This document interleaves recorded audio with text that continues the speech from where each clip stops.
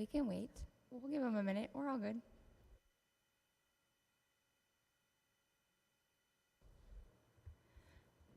Okay, we're all good to go? Awesome. Hello, everybody. Thank you for joining us. Today is Tuesday, August 26th, 2025, and this is the special governing board meeting for the Litchfield Elementary School District. I hereby call this meeting to order. The first item on the agenda will be the Pledge of Allegiance. If you could please stand and join us.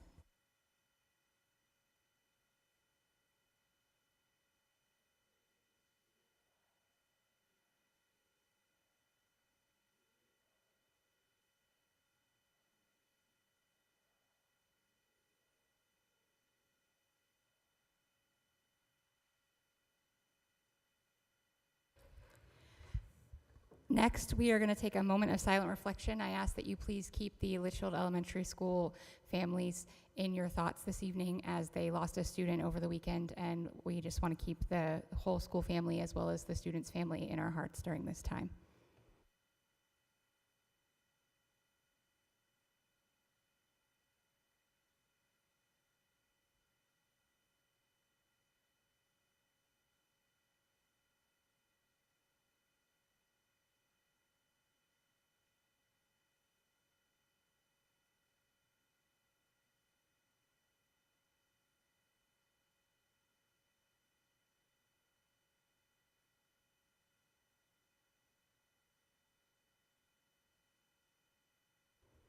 Thank you.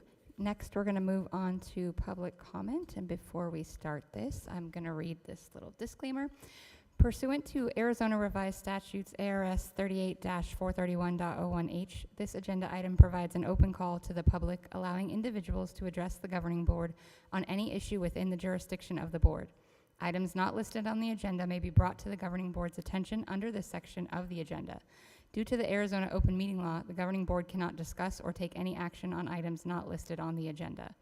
Therefore, pursuant to ARS 38-431.01H, response to public comment about matters not appearing on the agenda will be limited to individual board members who may ask staff to study the matter, respond to any criticism, or ask that the matter be put on a future agenda for further consideration and decision at a later date. Please limit your comments to no more than 3 minutes, and no more than 30 minutes will be devoted to the public comment portion of the agenda. When you approach the podium, please state your name for the record. Today we have one speaker, and that will be Mark Eastlis.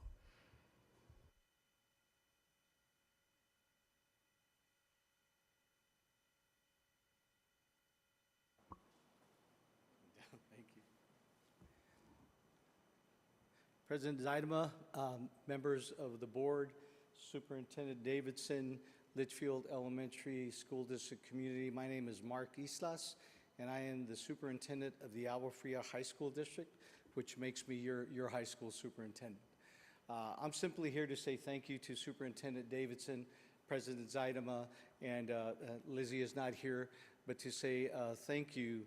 I met with Superintendent Davidson, President Zaidema, and her daughter Lizzie on 2 separate occasions to discuss something that had been brought up during one of your governing board meetings about maybe the fact that we could really step up our efforts in the Agua Fria School District to recognize academic excellence of our students throughout our school district. We had very productive meetings, and frankly, my eyes were open to a lot of things that I just didn't recognize were not happening. As you know, sometimes from the superintendent's reach, we are not involved in so many things at the high school level. So I am going to take a more active role as a superintendent. I am going to ask President Zaidema and Superintendent Davidson if I could come back maybe in October and brief you on a plan that we will implement this year to have more academic recognition. Just one example of that is we're going to have a superintendent superstar supper in January, a nice elegant dinner at the Wigwam where we recognize our academic superstars that we had first semester. We're also going to recognize our students on billboards and newspapers and just really step up our efforts to do that. So simply just wanted to say thank you, and thank you for bringing that to my attention, and we will definitely respond to the community's concerns. Thank you. Thank you. We will have somebody follow up with you about that. Okay. Next on the agenda, we are going to move on to the adoption of agenda and approval of consent agenda. I'll go through and see if anybody has any items that they wish to have pulled. Mr. Owens? None from me, thanks. Ms. Moran? None from me, please. Ms. Wallace? None for me. Mr. Mikes? None. I don't have any either then, if someone would like to make a motion. I'll move to adopt the agenda as presented as to the order of business items and approve the consent agenda as presented. I will second. Having a motion from Mr. Mikes and a second from Ms. Moran, I'll call for the vote. Mr. Owens? Yay. Ms. Moran? Yay. Ms. Wallace? Yay. Mr. Mikes? Yay. I'm also a yay. Motion passes. Okay, with that, we're going to move right on to discussion items. No, I'm sorry. We do have an action item. I apologize about that. We're going to move on to our action item, which is the approval of signing authority for dedication of the property over on Perryville and Glendale, aka the new school. This, I believe, is by Mr. Vaughn, right? Good evening, Board No, I'm President, sorry. Governing Board members. Dr. Stone. Quick kind of documentation needed to help support the Troy Gilbert efforts as we work with Maricopa County Real Estate and the title company. They require signing authority to dedicate really the roads back to them after we build them for them. And that's what these documents represent. And so it's just asking for your signature to do so and allowing us to continue to move forward in building out the off-site and on-site roads as they get to that point of Troy Gilbert. So if you have any questions, I can answer those. Mr. Owens, did you have any questions? No questions. Ms. Moran? No questions. Ms. Wallace? No questions. Mr. Mikes? No questions. I have no questions. Thank you for bringing this. If somebody would like to make a motion. I move to approve the signing authority for all documents related to the dedication of the location specified to the superintendent and CFO for LASD 79 as presented. I'll second. Having a motion from Ms. Moran and a second from Mr. Owens, I'll call for the vote. Mr. Owens? Yay. Ms. Moran? Yay. Ms. Wallace? Yay. Mr. Mikes? Yay. I'm also a yay. Motion passes. Now we'll move on to discussion items. We will start with the first read for Trust Policy, Chapter 1, Section 302. Thank you, President Zaidema and governing board members. This is a great example and policy of where words do matter. As you see, the trust asked us to bring this as a first read just to be in line with House Bill 2231. We did provide the black-lined policy for review. In a nutshell, again, there was some change to verbiage, but also there was some guidance regarding executive session, as well as any type of committee that might be assigned by the board, and just provided a little bit more clarity to the policy that is already there. So nothing significant. Feel comfortable with it, but certainly wanted to answer any questions you may have. Mr. Owens, did you have any questions? No questions. Ms. Moran? No questions. Ms. Wallace? No questions. Mr. Mikes? No questions. I have no questions either. If someone would like, nope. Thank This you. is discussion. Okay, we're going to move on to the next item, which is the first read of Trust Policy, Chapter 4, Section 4-101. Thank you, Ms. Seidema and members of the board. Sorry, I always have it too far away. The proposed change that the trust has brought forward does not reflect any new legislative action, but rather adds clarifying information about to whom we can issue contracts prior to March 15th. So we can not issue to continuing or probationary teachers already employed in the district, but it would allow us to offer contracts for vacancies we knew about. So that's the only change to that, and I think it's very beneficial for us to have that clarification. Mr. Owens, did you have any questions? No questions, thank you. Ms. Moran? No questions.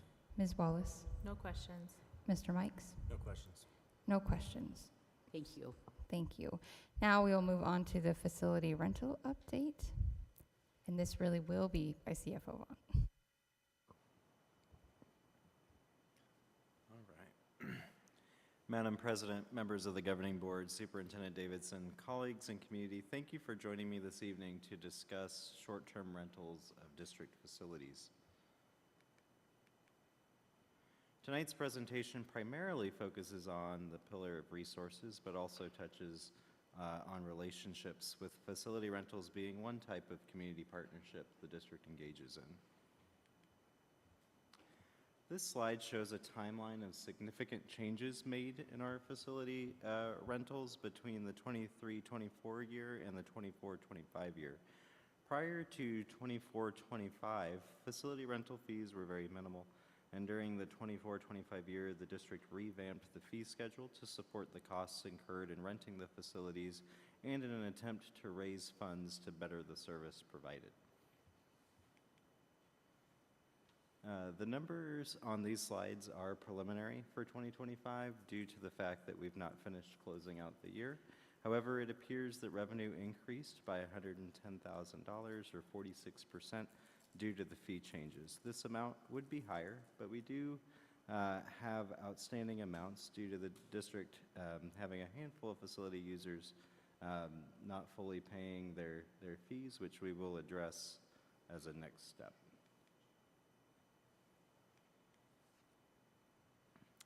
This slide shows the number of hours different types of rental groups utilized our facilities between the 2 years. You can see that there were declines across the board, even with the community education partners who did not see a fee increase between the 2 years due to the fact that their agreement has them share a certain percentage of their revenue rather than pay us per hour of facility usage. A couple of things this says to us is that the decrease we're seeing is not entirely driven by fee increases. Perhaps half of it is based on the relationship between the community partner use and other use.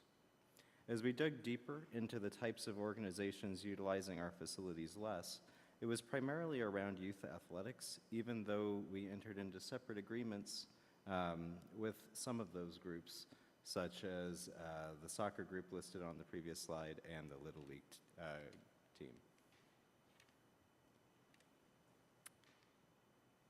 The increase in revenue were used to hire a second grounds crew and staff to work or be available to community groups as they rent our facilities. Due to the amount of time these positions were filled during the 2025 year, the increase in revenue was enough to pay for these positions. However, with the positions filled for the full year in 2026, the increase will not be sufficient. However, the revenue in total from facility rentals should allow us to continue those positions and improvements to the program.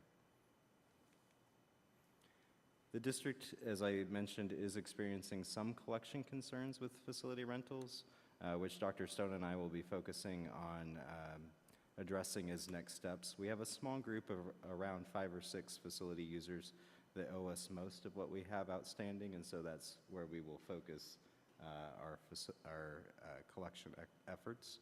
Based on this update, we do not plan to propose a significant change to facility rental rates for 2026-2027, instead focusing on a small update similar to the one we saw for the current year, where it was basically just an inflation adjustment.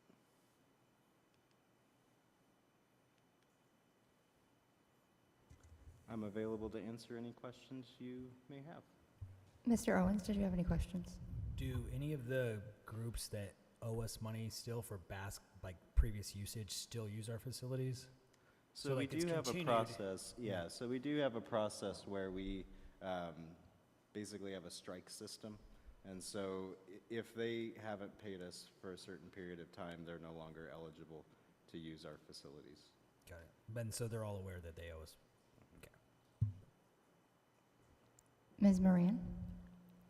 I don't have any questions, but I just want to say that I appreciate the transparency behind this process. We dug into it last year, into the increase and why it was necessary. I appreciate the thoughtful analysis behind why we're now saying we're going to keep the costs steady, and that those increases that were instituted have done what we wanted them to do, which is help us provide a better service so that these organizations can receive a better service. And I am just glad that we're keeping the lines of communication open and that we are trying to proactively solve these issues before they become issues. So I appreciate that. Thank you. Ms. Wallace? No questions, thank you. Mr. Mikes? None for me, thanks. Yeah, I don't have any questions. Mr. Owens actually asked my question. I was concerned about these people that owe us most of the money that's owed and how we have them having these outstanding balances. But I'm good. Thank you for the information. I appreciate you keeping us updated. This was a touchy subject for a couple of groups, so I'm sure they're going to be glad to hear that we're not going to be changing the rates on them. So thank you for the information. Thank you.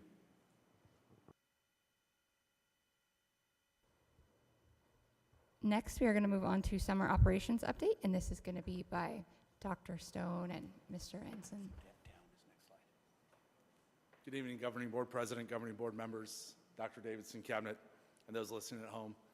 Today, we want to bring to you just some updates from the work we did this summer. As you know from Friday board reports, Dan and our crews were very busy. The eye-opening piece is the amount of work we were able to do in such a short amount of time. There was really only about 47 work days throughout the summer. And as we all know where we grew up, that is a lot shorter than what it was. So we'll let Dan here kind of get into some of the details that are shareable and give you some images of the work that was done. Thank you. Madam President, members of the board, Dr. Davidson. My name is Dan Ensign. I'm Director of Construction. Moss Foster Deor is not here tonight, but he was Director of Safety and was a critical part of this. And of course, Dr. Stone. Projects in the last year that were focused around our bond included a roof right next door over here at Litchfield, Building 400. It's the oldest building in our district. You may have read that in my board report a couple months ago. It needed a new roof, so it got a new roof over there. Painting at Litchfield Elementary and Verado Heritage occurred. Painting of the fencing around the Litchfield campus here, and then Verado Heritage, the entire exterior was painted. Playground equipment was replaced at Corte and Dreaming Summit. Vestibules, which we'll talk much more tonight on that, across all sites. Troy Gilbert, obviously, we have kicked that off. And Palm Valley Elementary School Gymnasium remodel, we'll call it a remodel, had some updates and some little few upgrades as it became a K-8 campus this year. And Palm Valley Elementary School modular classrooms are being designed at the moment. There'll be 9 classrooms that we're keying in on at this moment for Palm Valley. Vestibules. We had some key goals that we were trying to accomplish as we went through all of our vestibules throughout the district. We wanted to create that greater separation between the public and the students and the staff. We wanted to create workspaces at the same time that were efficient and conducive to creating business between the school and the public. We also tied in a lot of CEPTED principles, crime prevention through environmental design, as part of that process. Some key aspects. I want to emphasize that we're not going to go into the details of any of the processes, the systems, the procedures that will be occurring at our schools for the safety of our campuses. I hope you can understand that part of it, but we will speak in generalities on how these came about. Each campus will allow the public to enter that front office, but not be able to enter the campus without being vetted and then entered through a single point of entry. We have a visitor management system, and many people that have been to our campuses need to present their ID and go through a vetting through the visitor management system that's operated through Moss, and he takes care of that. We also created a lot of barriers between the public side and the sanctity side of our schools, of our campuses, the reception area, and then to the rest of the campus. And you'll see that in some of the photos. This project and the projects we've been speaking of are funded through the 2023 bond for safety and security improvements along with deferred maintenance. And we want to thank our voters for that. Small timeline. The process started not only when the bond passed, but more strategically around December this last year. We engaged architects and contractors in what we wanted to accomplish. From January to May, we did site investigations, plans, budgets. We also met with our stakeholders, our campuses, to see how they operate, how we're going to be operating, and try to standardize all of those systems together and still be operational and meet their needs. Long lead items, many have asked, we're still actually working on a lot of our vestibules. They are not quite complete. There's a lot of long lead items that had to take place. Millwork, for example, is sometimes up to 12 weeks in order to be produced.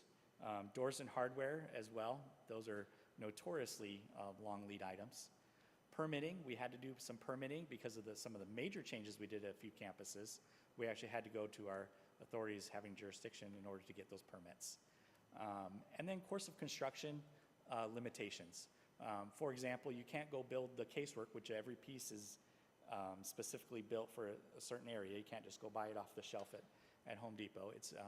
It's built within a few inches or fractions of an inch to the space. So once we pull out, say, the drywall walls and we build up new walls, then we can measure for millwork, then we can go and build it.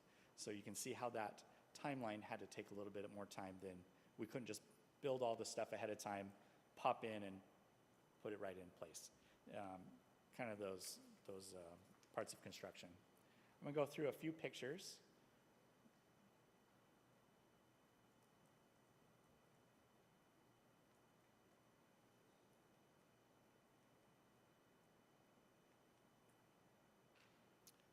My apologies as I go through this. There we go.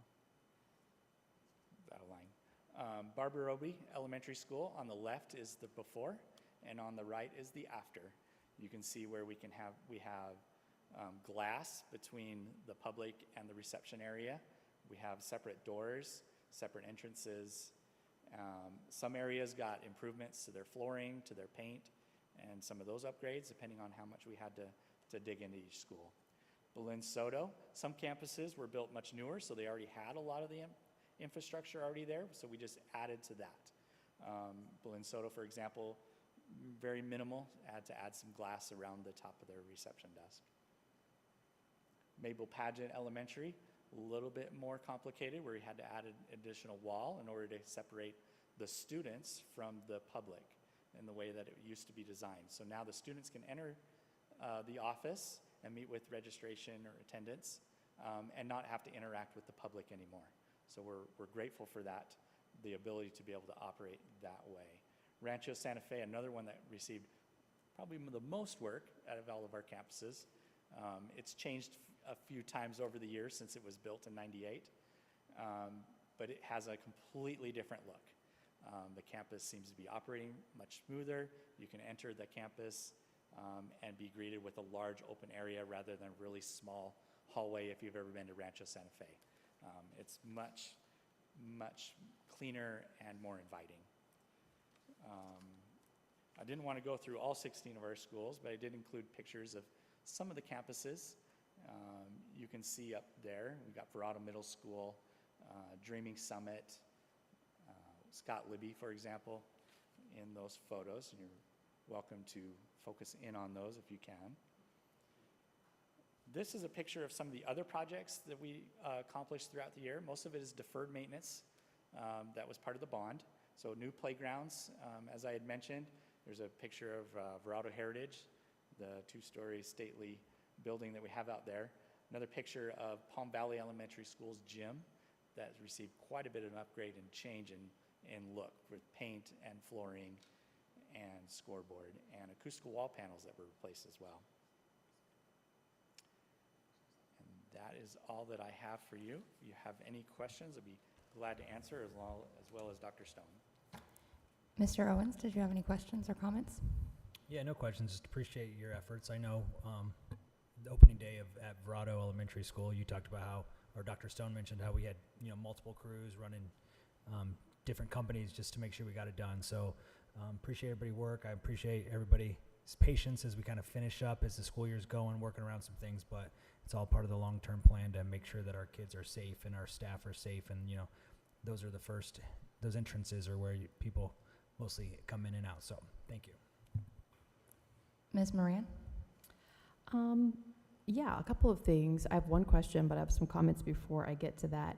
I do really appreciate the photos that you included here, because not only for us, because I don't get to every school every year as much as I would like to.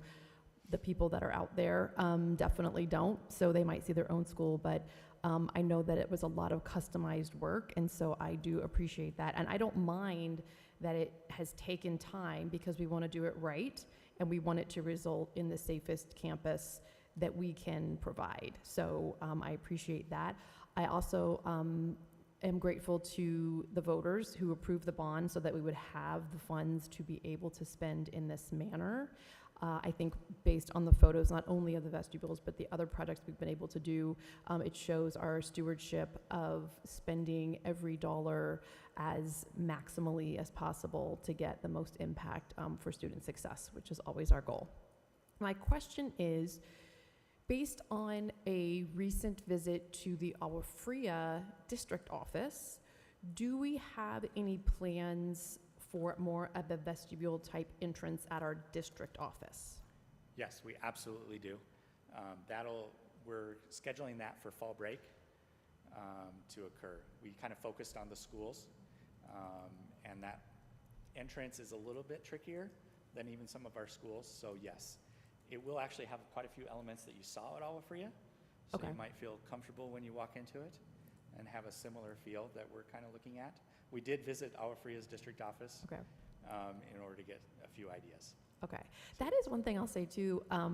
I wasn't sure when we were talking about all of this if the feel would be like off-putting when you would come in, and I have not gotten that vibe. So I appreciate also the thoughtfulness that's gone into that so that it's not, you know, uninviting. It still is inviting, and it still feels like a campus, an elementary campus and all of that at the schools, I think. So I appreciate that as well.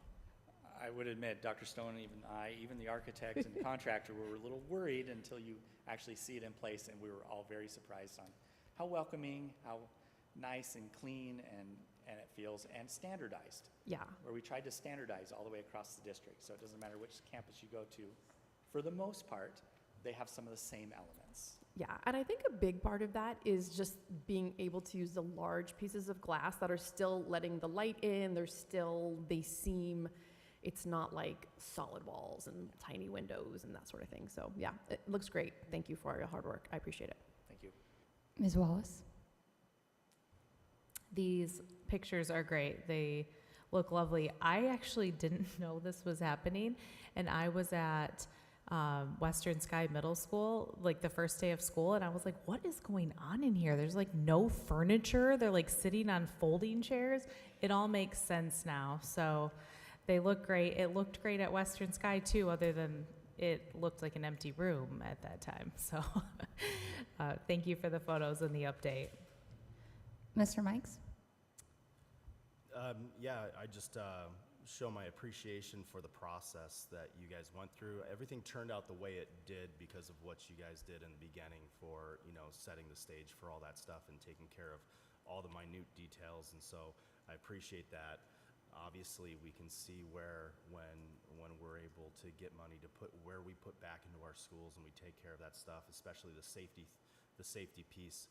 It's a lot easier to come to a place when you feel safe first to then be able to take care of all those other important things that we do every day at schools. I have to admit, when we were talking about this, I too was sitting back going, I think about, you know, being at schools and then taking my kids to schools. You think of the front office as this environment where they welcome you in, and it's that personal contact and that ability to feel comfortable, and then you send the kid off, or, you know, the communication with parents, all those relationship builder pieces, and you were wondering what that was going to look like and feel like. And you see these, and just to mimic, you know, everything that everybody else has said, some of them it's a drastic improvement, I think. But for the most part, it doesn't feel like you're walking into a prison. You guys did an amazing job balancing that piece with everything. So hats off to you guys on that. So thank you very much. I don't have any questions either. I pretty much ditto everything everybody has said up here already. I actually just went into an office for the first time since school started. I don't know how that's possible that I made it this long and hadn't actually walked into an office, but I got to walk into Wigwam Creek today, and it made me feel a lot better about all of this, just walking in there and seeing how it was. And I don't know if they don't lock the front door anymore or not, but it wasn't. But the fact that you could just walk in, but they're still safe, and so it didn't feel like you had to be buzzed in, and all. It just kind of felt a little more inviting, while also knowing that everybody in there was safe. So I do appreciate that, because like they all said, that was the concern, right? We had a speaker at one of the conferences we were at last year or the year before that talked about how important it is to make sure that the school feels welcoming from the second parents are walking up to it, right? And so these felt within this picture, like you're thinking of it in your mind, felt like we were doing the opposite of that, and now seeing them actually come to fruition, like that's not what it is. So I think that our schools are gonna feel as welcoming as they ever have been, and everyone's going to be safer. So thank you for all of the work that you guys have put in.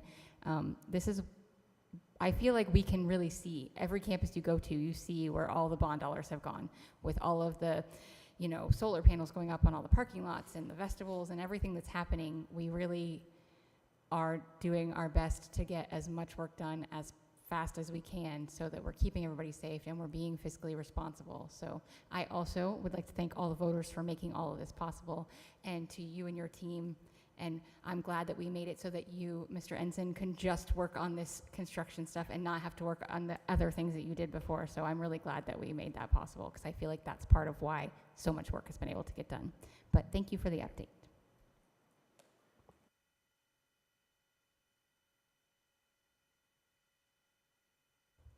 Okay, with that, we are going to move on to the next item, which is a new agenda item for us of legislative updates, and this is going to be by Dr. Davidson.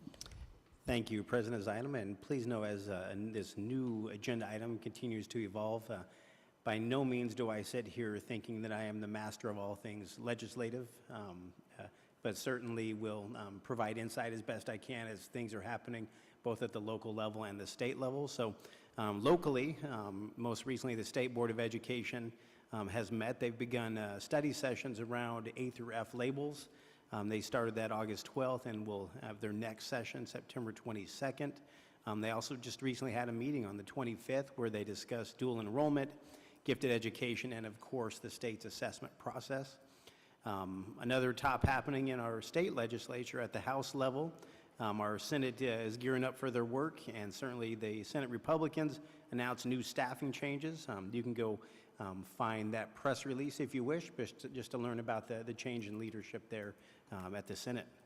From a federal perspective, we certainly hope to see our withheld federal funds return to us in the very near future, well over $100,000 to support our students and our schools in need. We'll be excited to get our hands on that money here in the near future. Other topics right now that are just being discussed federally: diversity, equity, inclusion, school choice, assistive technology, and to include AI. Those are all some topics that, from a federal level, continue to come up.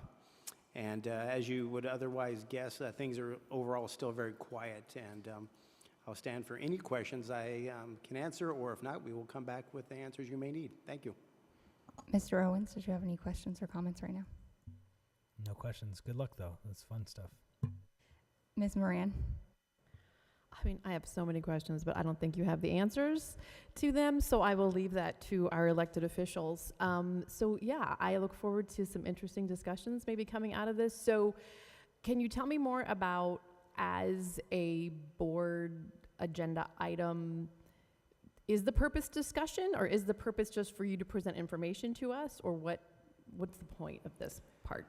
That is a great question, Ms. Moran, and maybe that's one that we will continue to evolve, President Zion and I, and certainly seeking feedback from the board. The idea was just to ensure that, anybody listening or showing up to a meeting would be in the know a little bit more than just waiting for a news story, but secondly, just to also make certain, as elected officials yourself, and just make certain that you're in the know about things that might be happening that would impact our world here in Litchfield. So just really informational, but potentially conversational if we get to that point. Okay, no, I think that's great because it is easy to read a news story and not understand how that actually impacts your community. And so I think this is going to be great for us to be able to say, yeah, this was passed on a federal level or a state level or a county level, and then this is how it's actually impacting us. So no, fantastic. Let's discuss. Ms. Wallace. No questions. I agree with this one. Mr. Mikes. I'm all set, thanks. I don't have any questions. I just see this as a way for us to share how, like, from our perspective, because things get spun however different ways. So I agree, like, this is a way for us to share exactly what is happening and how that impacts us as a district. And it's coming from, obviously, maybe I'm biased, but good, reliable sources in our admin team that we have hired and trust to be able to share that information. So that's what I see this as, is just getting that information out there to people. So thank you for suggesting that we have this added to the agenda. I think it's going to be great going forward. And with that, we have wrapped up all the things on the agenda. I'll move to adjourn the meeting. I'll second. Having a motion from Mr. Owens and a second from Mr. Mikes, I'll call for the vote. Mr. Owens? Yay. Ms. Moran? Yay. Ms. Wallace? Yay. Mr. Mikes? Yay. I am a yay. Motion passes. Thank you for joining us, everybody.